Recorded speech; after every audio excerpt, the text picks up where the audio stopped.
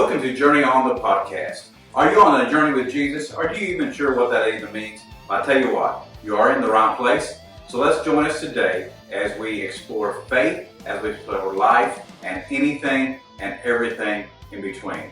Now today is episode 11, part 1. So let's get started. Well, today we have Kenny Baumgarten, which is a friend, a brother, someone that we walked some journey with. And I was trying to think today about how long have we been on a journey. It's not been crazy long, but any thoughts? I know it's been some years. Yeah. How many years? I'm not real sure, but I know it's probably 4, 5, 6, maybe. Yeah, maybe probably, more. Probably closer to 6. Probably something like that. Yeah, So, for well, sure. welcome. Thank you. Glad to be here. Glad we can get together and talk about some stuff. Awesome. Well, just by way of introduction, Kenny, he has a wonderful family. Yeah.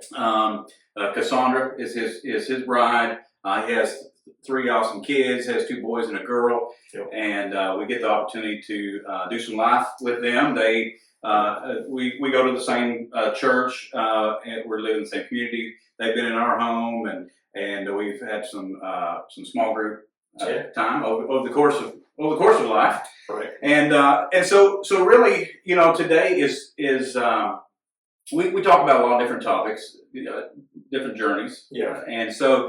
And one of the things that I've learned about you over time is you've got one of your own. And sure. Yeah. and so what I like to do first is kind of tell us just a little bit about. Well, let me say this. First, our topic today is about self-worth, about confidence, and about depression. Exactly. And a lot of times, that's sometimes in the church world, sometimes you go, oh, that's a little taboo. We don't want to really talk about that. And so what I've learned over my journey has been, it's better to turn the lights on, shut the music off, talk about the things that we need to talk about. And just because we walk in a space of faith and belief in God, a walk with Jesus Christ, and we'll talk a little bit more of that as we go through. It doesn't eliminate trials and temptations and things of this world, because we do live in a fallen world, and we all have a different journey, and that's what we're all about. So what I want to ask you today is before we get into any specific topic thing, tell us a little bit about your family, or however you want to say, about maybe your marriage and anything you want to talk about. Okay. Yeah. So, like you said, married, Cassandra, my wife. Yeah.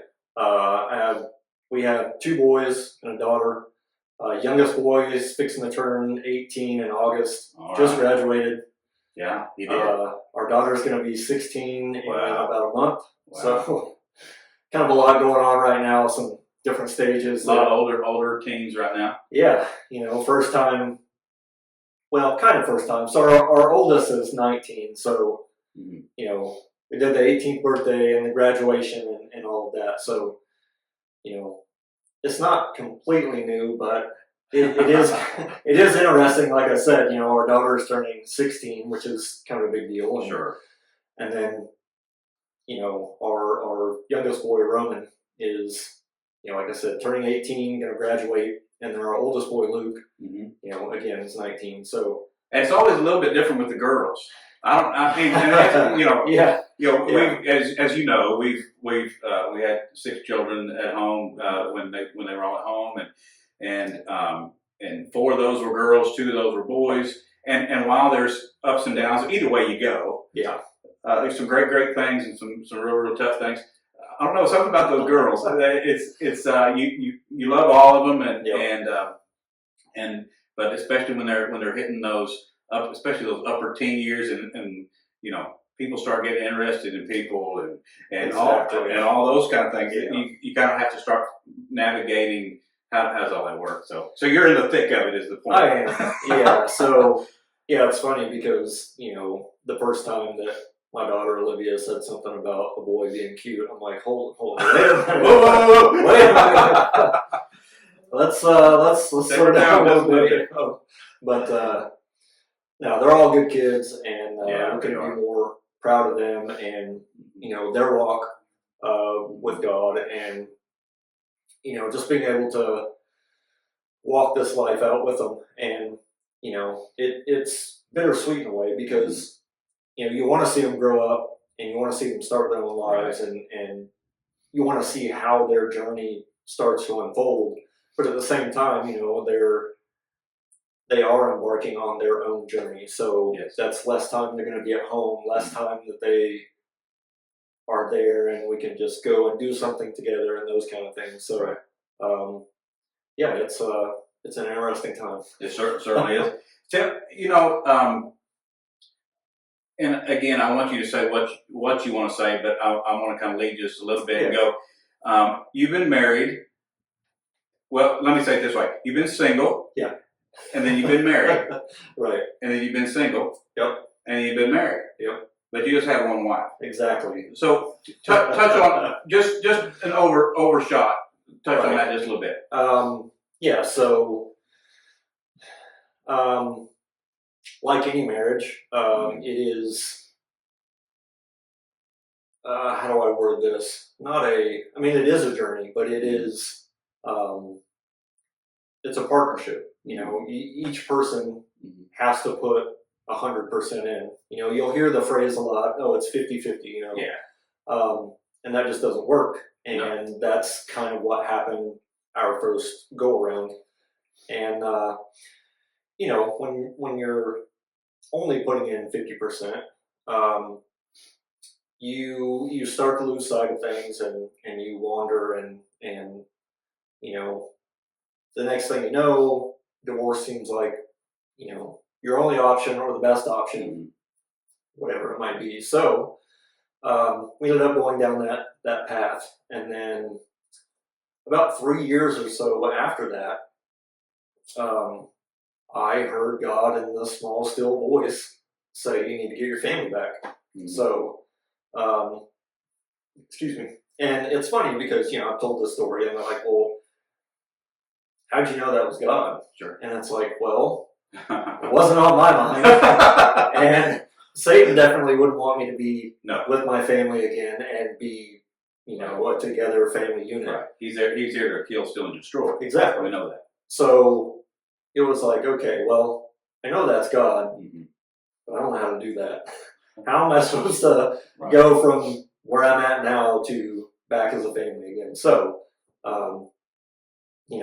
that's just part of following God and hearing His call, and knowing, what you're supposed to do, how you're supposed to do it, and the tools needed to do it will come along the way if you're just obedient. So, Cassandra and I headed down that path, and after a lot of talking and just trying to figure out what this new journey looks like, how do we do this? So anyway, bottom line, you did it. Yes, we got remarried, and we've been remarried for, I believe, 8 years now. It'll be 9 years next February. Awesome. Well, so, I say that to lead you there, because obviously I know a little bit about that journey, right? But at the same time, I want those that are watching to understand that, hey, first and foremost, we're just people. Yep. We're imperfect people. Exactly. We just happen to believe in someone that is perfect. Yep. And He wants to bring together those things that are good and holy and right. Yeah. And I do understand that there's different journeys all the way around. Yeah.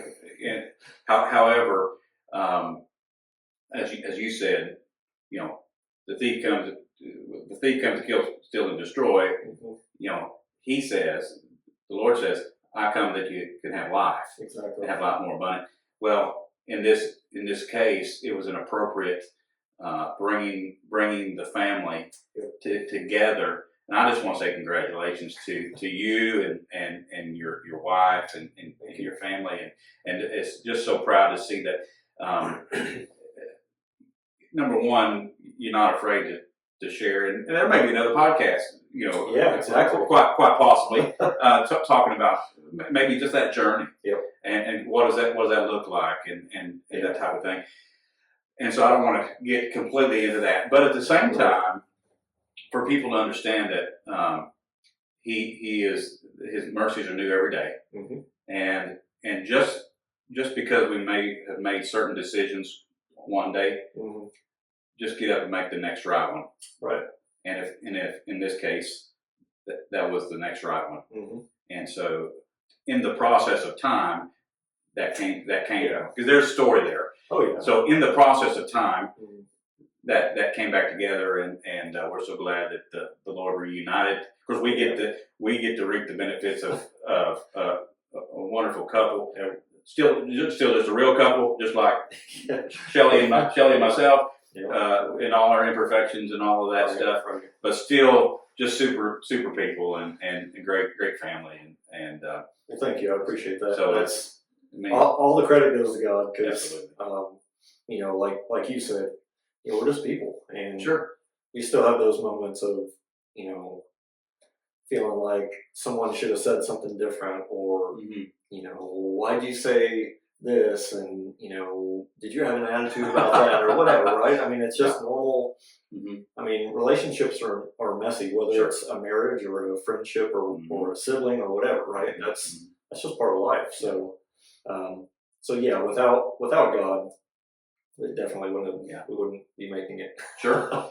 Well, that's going to kind of lead us into the next real question is this, because we're going to talk about self-worth and confidence and depression. Mm-hmm. And so really kind of where I want to go first is, and so some people might go, well, why in the world did you bring Kenny Baumgarten on to talk about depression? Well, because the truth is, you've had some journey I have with that. So let's go there first. Okay. And you tell us whatever you're comfortable with, and Yeah. in whatever capsule form, however you want to do that, Mm-hmm. about your journey with depression, Right. how you understood it to be, how it got there, and whatever you feel like on your journey. Yeah. So going back to what you said earlier about kind of being one of those taboo subjects and whatnot. God's word says that we're supposed to bear one another's burdens, and I often hear other Christians say things that are related to things like depression or being successful or being sick or whatever the case might be, right? And kind of having maybe not a misconception, but just it's easy to overlook that this isn't meant to be our best life, right? And even though we are followers of Christ, and His Word does say, that Jesus is a great physician, and by His stripes we're healed, and all of those things. And we are spiritually first, which is the main concern, right? Yeah. It's a broken, sinful world. God made a way. Jesus died on the cross, and now we're able to, be with God for eternity. So that is what matters first. The physical thing and mental thing might just be part of your journey while you're here on earth. Right. And I definitely lost sight of that. But I think it is very healthy for people to share with one another. Obviously, sure, who they feel comfortable sharing with, right? You don't want to in appropriate ways, yeah. Yeah, you don't want to just walk down the road and I have depression. People might get locked up and put in a padded room or something. Yeah, you might. But it's good to be able to have some believers, either just in your close community, that you can say, hey, here's something I'm dealing with, and I want to know if you'd be willing to come alongside me and help me walk this journey out with God and with you and that kind of thing. Because, like I said, you're going to have trials and tribulations in this world. It's not a if, it's a when. And if we can just understand that, we do need one another, and, we do need God and everything that His Word promises and offers. And just because you're following Jesus and following what His Word says does not mean that you're not going to deal with, like I said, things of this broken world. So when you're talking, Kenny, about depression, and I know we're going to step into a little more of your personal journey, but so if I say the word depression, what does that mean to you? What is in whatever terms you want to say? What is the term depression? What does that mean to you? So in my situation, and I assume it's real similar with other people. Again, since not a whole lot of people talk about it real openly, I haven't had as much experience with other people's journeys and how they feel. But with me, generally what that looked like was feeling worthless, feeling like, I didn't have anything to offer, feeling like the things that I did try to do or try to be successful in, or whatever the case might be, that, I always fall short, and, I never can quite meet that expectation or that goal. Excuse me. So for me, that would tend to make me want to isolate and, just not have anything to do with anyone. I didn't want to disappoint someone further. Right. I never gave up on God or blamed God or anything. I always thought, well, something must be wrong with me. It must be, my brain just doesn't function the way that everyone else's does, or I just don't understand things the way other people do. So I would get in these depressed states where that was just my world of thinking for several days. So it run a course of time. Right. And so, I was looking up whoever they are, whoever they are. I say that a lot. Whoever they are, if you Google it, what their definition is, and this is what it says: depression is a serious mood disorder characterized by a persistent feeling of sadness, emptiness, a loss of interest in activities. It goes far beyond normal grief or temporary bad mood. Right. Actively altering how you think, feel, manage daily responsibility like work, sleep, and eat. For sure. And so those are, and you've laid right in. You've already, and that's kind of want to get your take before I said what this was. It says it manifests differently, and you said that because I'm not really, so it manifests differently in everyone, but common threads are this: persistent sadness, hopelessness, irritability, or feeling numb. Physically, it could be unexplained fatigue, body aches, headaches, maybe digestive issues, depending on somebody's take.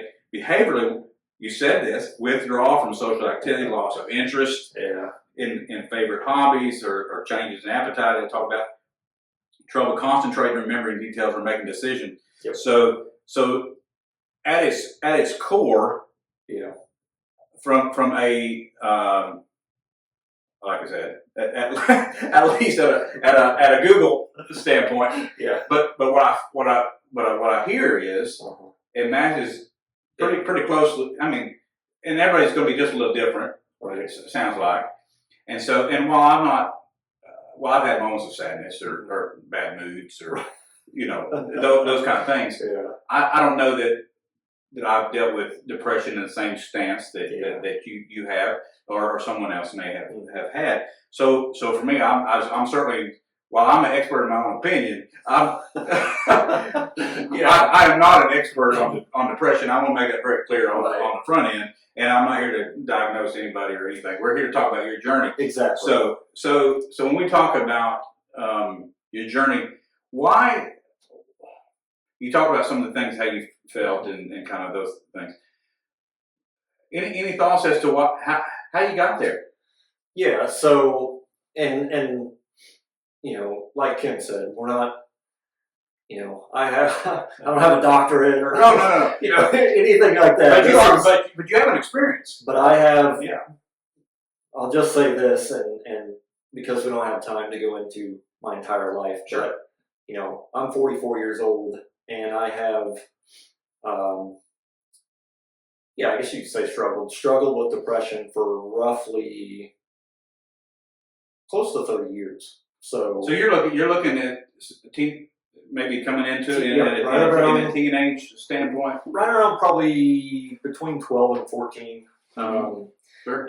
And yeah, it's just one of those situations where, you know, teenage years, things are changing with, you know, not only your body, but just, you know, things, right? Like girls start to be interesting, and you start thinking about like what you want to do when you grow up, or like seriously, Sure, right? I mean, yeah. sure, everyone, You start to think about those things. Yeah. I already hope we did. right? I'll Everyone, think we did. yeah, as a kid, it's like, I'll be a fireman, an astronaut, And a dinosaur. Yeah, Oh. exactly. I want to be Superman. But yeah, when you Yeah. get into your teenage years, it's like, hey, you know, I can get a job and I can start providing for myself and, you know, Yeah. whatever. So you add those things together, and then you also sprinkle in a little bit of, I'm not sure what term to use, but I'll explain it this way. Sure. My parents were great. I had a great childhood. There wasn't any kind of verbal and mental abuse or anything like that. But any of the talks that we had about life situations or anything serious in life, from what I remember, weren't in real great detail. And what I mean by that is, I remember, you know, my dad saying, "Oh, you got to make sure you save money. You know, you need to have savings, and Sure. you know, you never know when you need it." And at 13 years old, I'm like, what am I going to need it for? Like, y'all go get the food, and you know, you buy my clothes, and because you know, I'm thinking about whatever, you know, fishing, hunting. You're not thinking about sustaining yeah, your exactly. future. Yeah. So, you know, and again, like at that age, you don't think to, not always, think about asking for more detail. You know, it's just like, oh, okay, whatever. Okay. I'm going to go play now, you know? Sure. Yeah. So, I say that because I think that matters a little bit to how I started to go down that road of the self-worth and all of that. And again, like, there wasn't anything in my childhood that I can think of that would have steered me that way. Well, we're not here to throw rocks either. Exactly. You know, exactly. at anybody or anything. And the truth is, but at the same time, we are pieces of our environment. And, you know, and obviously, we'll talk about self-worth here a little bit. Yeah. You know, we gather that self-worth, or we don't. Yeah. Depending on how our journey goes. So I'll say it that way. So, you know, all these things are happening this time in life, and then, you know, I don't know anything about girls. I don't know. I'm just, hey, you look pretty. My name's Kenny. You know, I mean, I don't know that I actually did that, but you know, the point is, you know, I don't know what's going on. I just think girls are interesting now, and then you know, they kind of roll their eyes and then walk away, and I'm like, okay, you know, whatever. But then you add on other things, right? Like a real good friend moving away, and you know, I got in trouble a lot for talking in school, and surely not. Because you know, making jokes and doing whatever, right? I'm like, why would I try to figure out what 400 plus 400 is when I can talk to my buddy over here Sure. about the movies we watched this weekend, Yeah. And then they moved. Yeah, right. And then they left you. And then, yes, and then, you try to talk to another girl or whatever, and you kind of get the same reaction, and then, going back to, it's like, well, I don't know what to ask my parents necessarily, and, it's weird and awkward, so I guess I just figured it out. So nobody says anything. Yeah, exactly. You don't ask. I can't speak for them. Right. But at the same time, they're not speaking either. Yeah. So you're just kind of left with hanging. Yeah. I guess. So figured out. right. And there's a few things that also kind of stood out.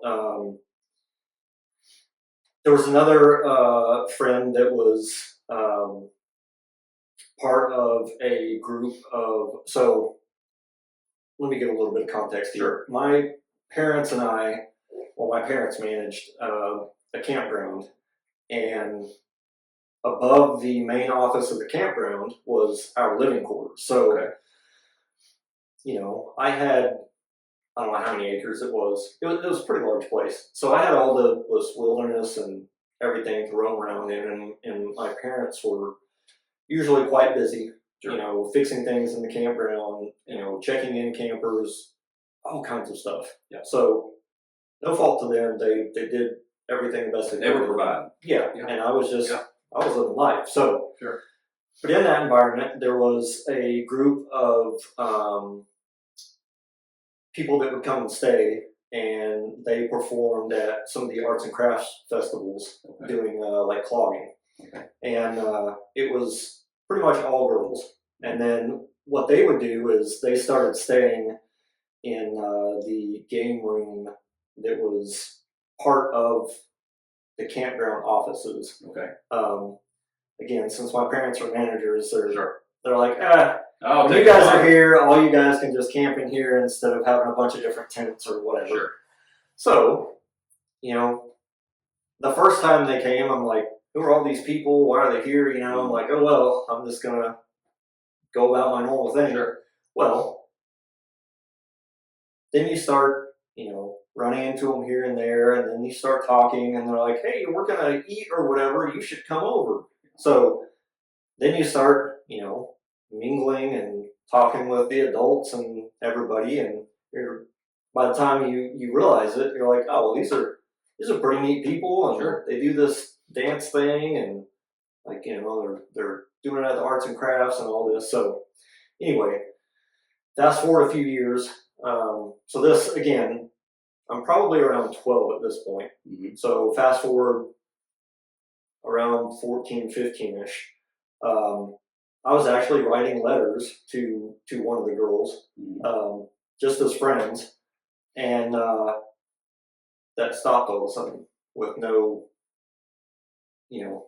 explanation, there wasn't ever any like weird letters or arguments or fights or anything. It was literally just, hey, I did blah blah blah this week or whatever, and then nothing. So that was real confusing, right? Because it's like, well, it had to be something I did. Sure.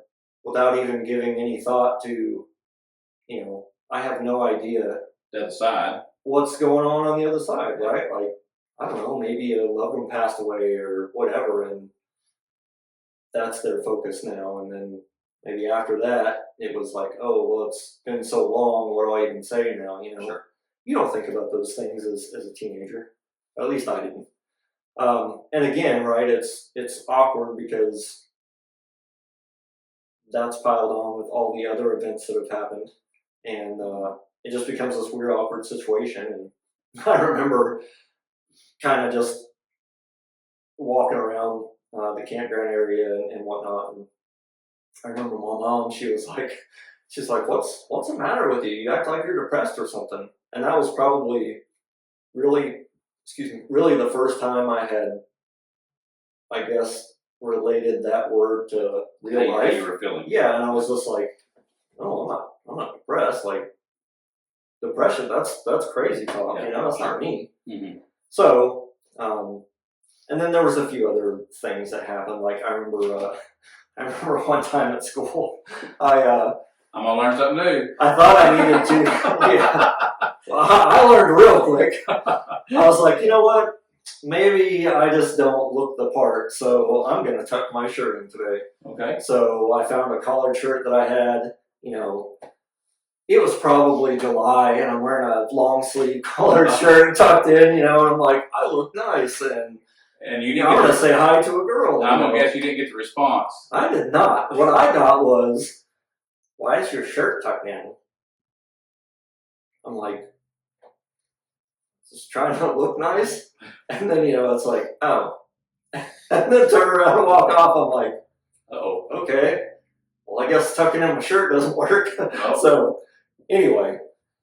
So, like I said, you combine all that together, and I started getting into this mindset of, well, it must be me. Must be something wrong with Something me. wrong with me. Yeah. Because this person doesn't have a problem talking to girls, and this person doesn't have a problem with whatever, and oh man, they're able to understand math better than me, and all of these things. So, you know, mostly self-inflicted, honestly. So it sounds like there's just a lot of situational things Yeah, that you went through that basically spoke to you that said it's your fault. right. So this didn't, even though they may not have been major Yeah, things, but it was enough of them. but it was enough of them added together to go, it's you.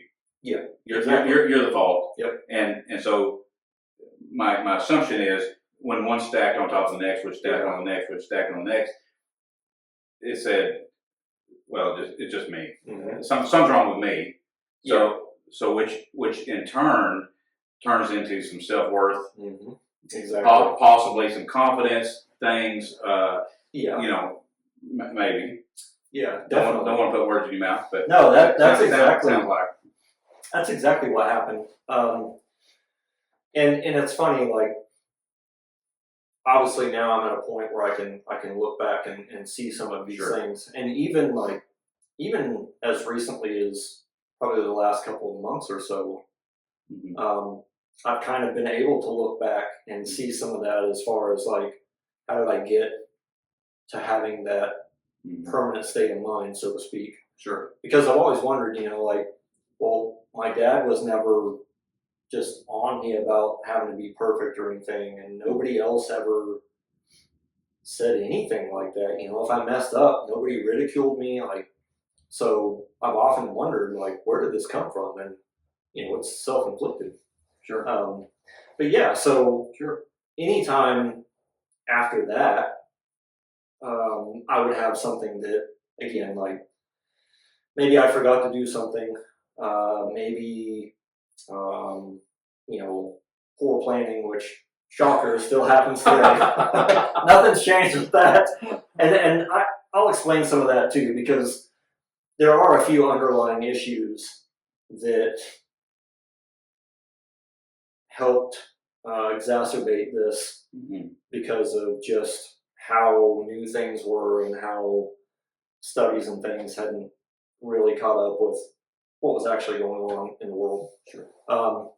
But yeah, so from that point on, like anytime a situation would happen where I felt like, oh, that's my fault, then I would just remember all of those past events or things that I told myself that I was the problem on.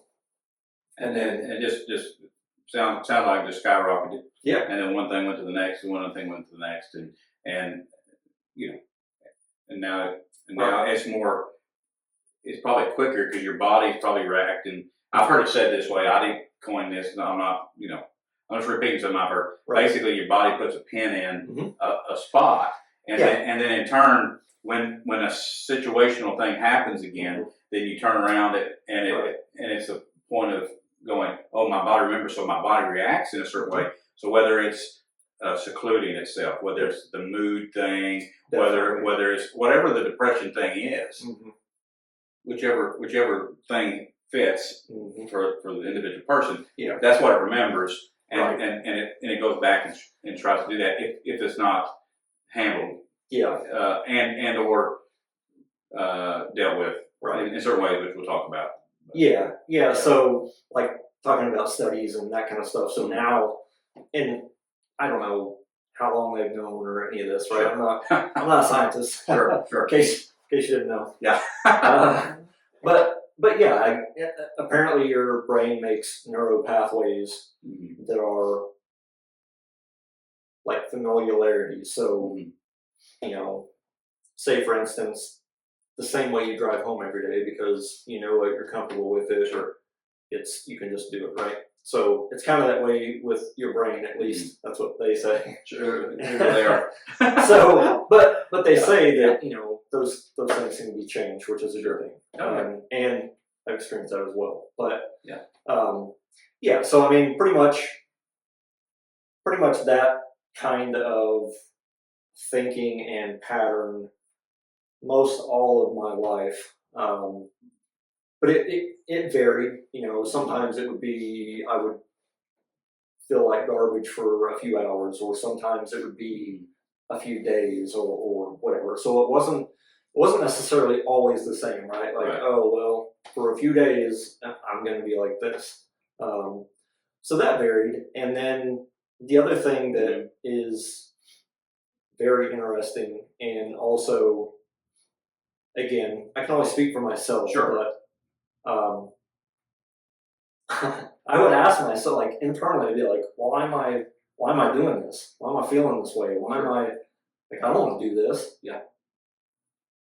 But I wouldn't actually come out of that state of mind. I would still physically feel bad, still not want anything to do with anybody and that kind of stuff. And then I would get more upset that I Mhm.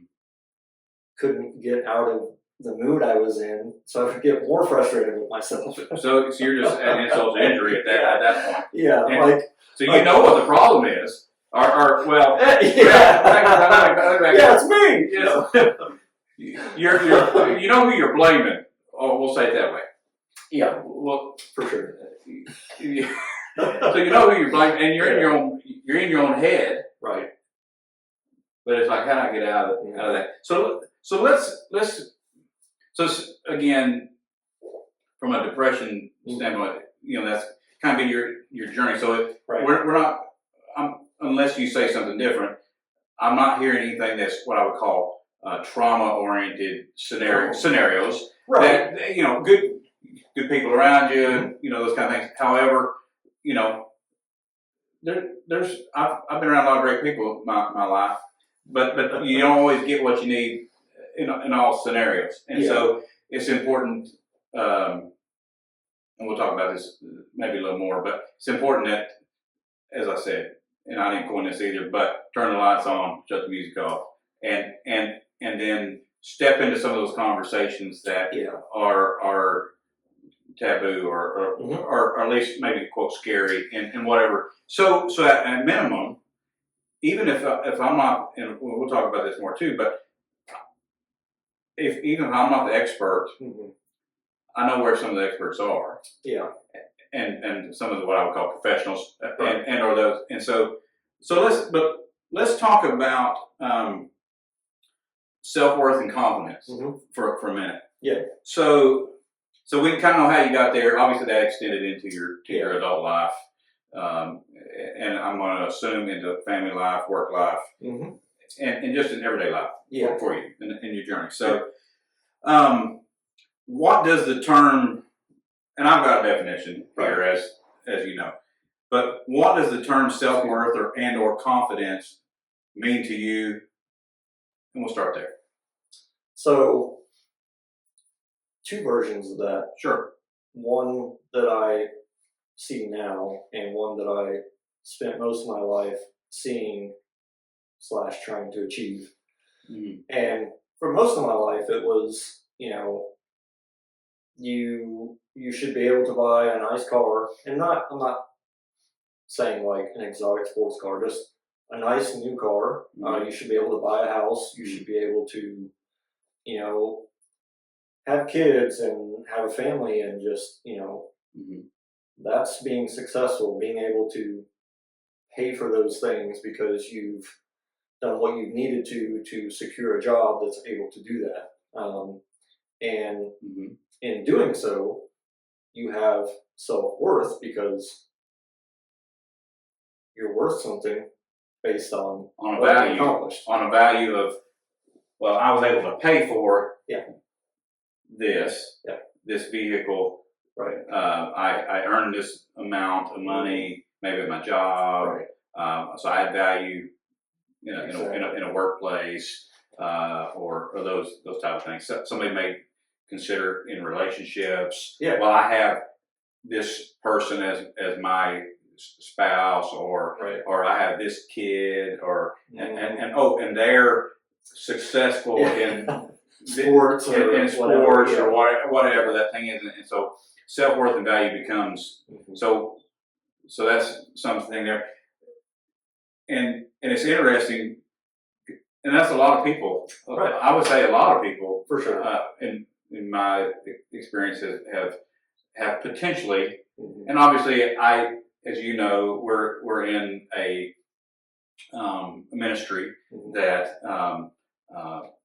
deals with folks that maybe has struggles in their lives, Yeah. and in their youth years, and those kind of things, and Mhm. and self worth is a lot of what we try to encourage them is in self worth, and what does it really mean, Exactly. and explain what that really means, because the truth is, while that definition that you understood at the early times, I think I know enough to know what it is now. Yeah.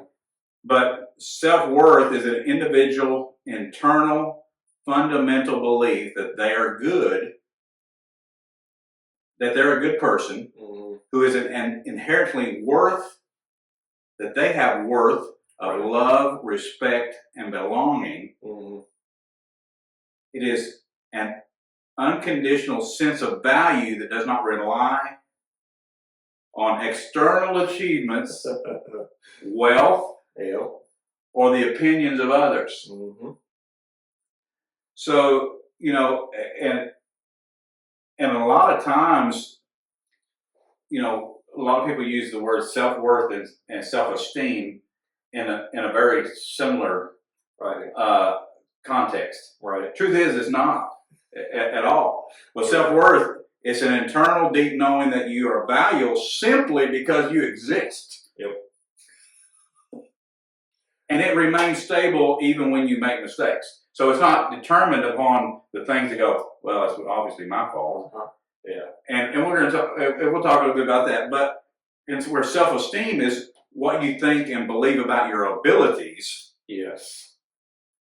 It is usually tied to external factors like you've nailed a lot of these: successes, grades, Yeah. career titles, Yeah. and can fluctuate depending on how well you perform. Mhm. So self-esteem is true. So I want to differentiate what it truly is, not just what a lot of people see it, because I see it every day in the ministry work that we do with young people, in a sense of going, well, if I can do, and truly in our program that we work in, there's things that you do. Right. There's a value put to doing, but what we try to get people to understand is that has nothing to do with your self-worth. Exactly. And we've not talked about where that comes from, and we are going to touch on that. But so, well, and I do want to say real quick, jump on in there. There's nothing wrong with working hard. No, and you should. Yes, and trying to achieve some goals and things that you have set out. And you should, right? Yes. Even, I mean, I didn't look the scripture up, and I honestly just thought about right now since we're on the subject, but, it may have been Paul, I don't remember now, but basically, to paraphrase, was, doesn't matter if Jesus is coming back in 5 minutes, in 3 hours, in 15 years, your day should be the same each day as far as I'm going to get up, I'm going to diligently do what is required of me, because, and again, this is coming from, Christian worldview and Christian Sure. perspective. And we are Right. we are believers in Jesus Christ. Right. First, so obviously our view, Mm-hmm. if we're truly believers of Jesus Christ, Right. and hopefully it becomes more and more I'll call it intense that way. But that's why we say what we say, Right. Not just because it's just something good to say, Right. because we believe that. Exactly. Yeah. And to that point, like, you should strive to, like I said, do what is required of you each day as if you're doing it unto the Lord. You don't get up and say, well, Jesus might come back today, so I'm on the couch I'm it just is. going to kick back. Yeah. That's not how it works. Like, Yeah. it doesn't matter. Just Sure.